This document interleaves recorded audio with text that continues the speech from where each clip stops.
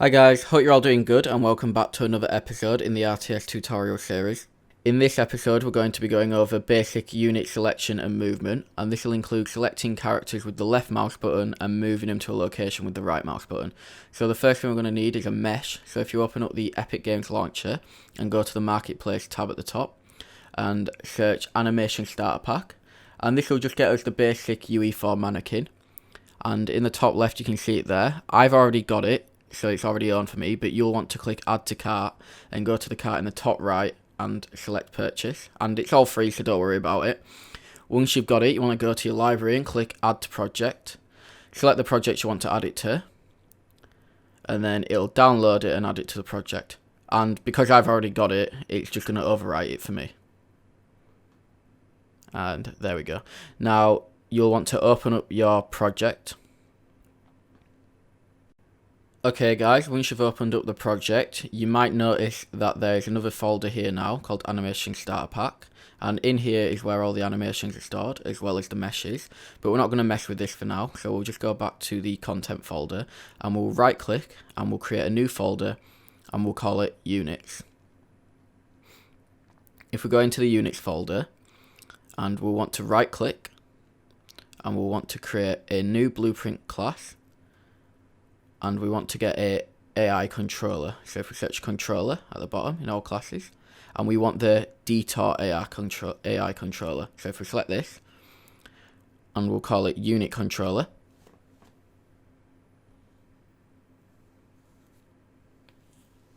And we can open up this and have a look at it, because we're going to need to have it open anyway. So we'll just open it, and we'll drag it over into a new tab.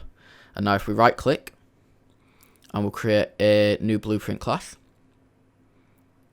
and we'll need it to be a character, and we'll call this one unit parent, because this will be a parent class for all the units we make. And then we'll open up this.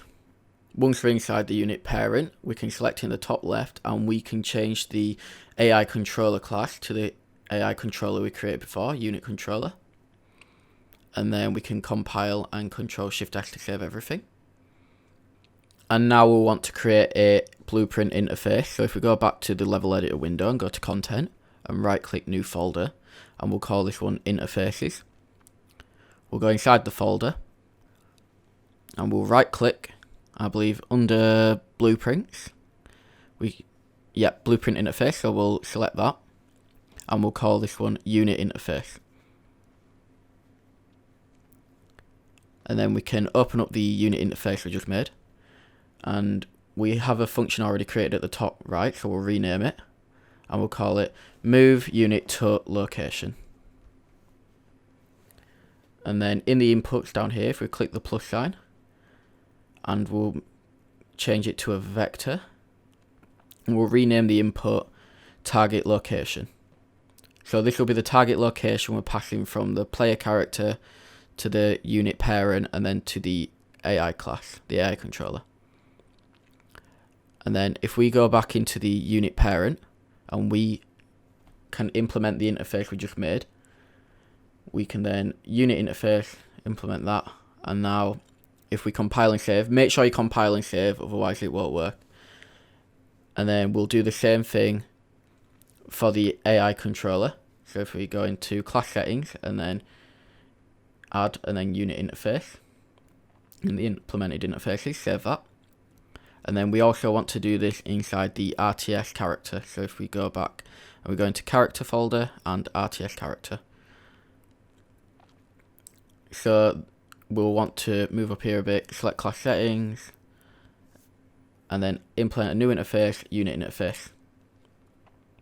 And this is just so that they all share the same function and we can pass messages between them. So now if we move up here, put it somewhere else away from the character movement, we'll right click and we'll get the left mouse button. And now we'll want to cast this to the unit parent once it's pressed. So we'll drag off of pressed and we'll search cast to unit parent. And then I think we'll want a gate now. So we'll right click and we'll search gate, select this. And then this will basically say if it is a unit parent, we'll open it. If it's not, we'll close it. And this will work also for children of the unit parent. Now we'll want to get the controller, and we'll want to get the hit result. Get hit result under cursor by channel. And we're going to want to get the player controller. I apologize. Get player controller. And we'll drag that into there, and we'll delete the get controller. And we'll want to get the hit result, and we'll want to break the hit result. Now we'll just move this over here a bit. And then we want to be passing the hit actor into the cast to unit parent. So it'll be checking if the hit actor, when we left click, is a unit parent. If it is, it'll open the gate. If it's not, it will close the gate.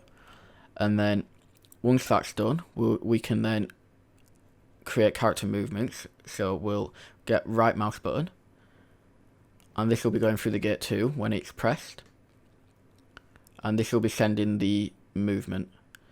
So if we drag off of the exit of the gate and we search move unit to location, and this is the function we made in the interface, and we want it to be a message. Make sure that it's context sensitive is unticked, otherwise you won't see the message.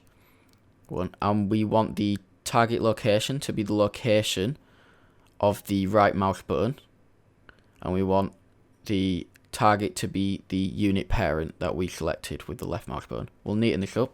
We'll double click the wires and we'll move them down just so it's a bit easier to read. Now this is all the movement done in the RTS character. We can select it all and tap C to write a comment. We'll call this move a single unit. Okay, now this is all done.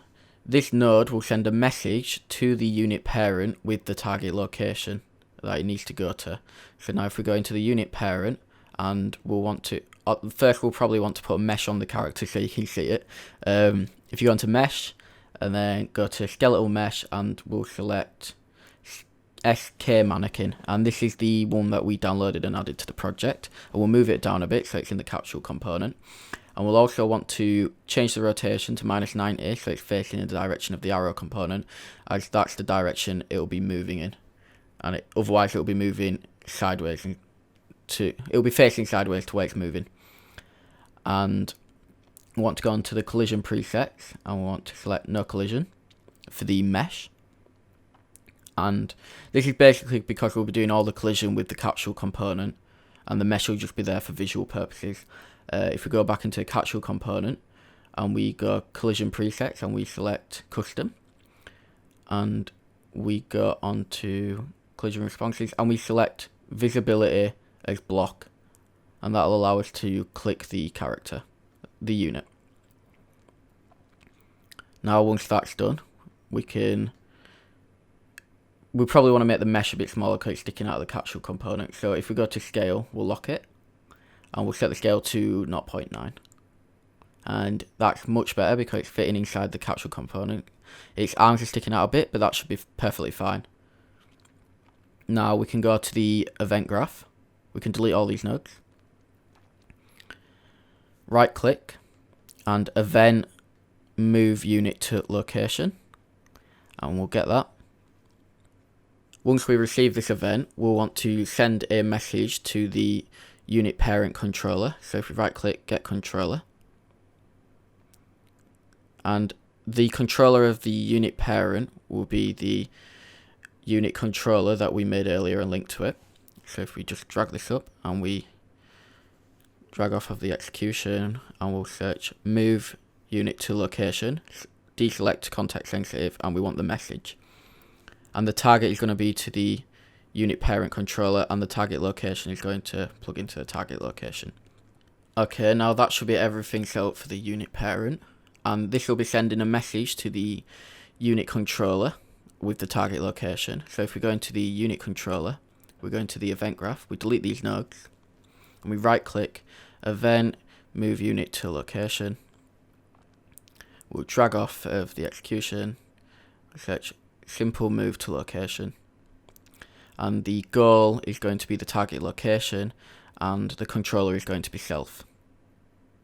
And now if we compile and control shift save everything. And now if we go into the level editor window, we can go into the content, we can go into the Unix folder, drag in the unit parent. We'll drag it underneath the camera so that we can see it when we start. And we'll see it's in the actual level now.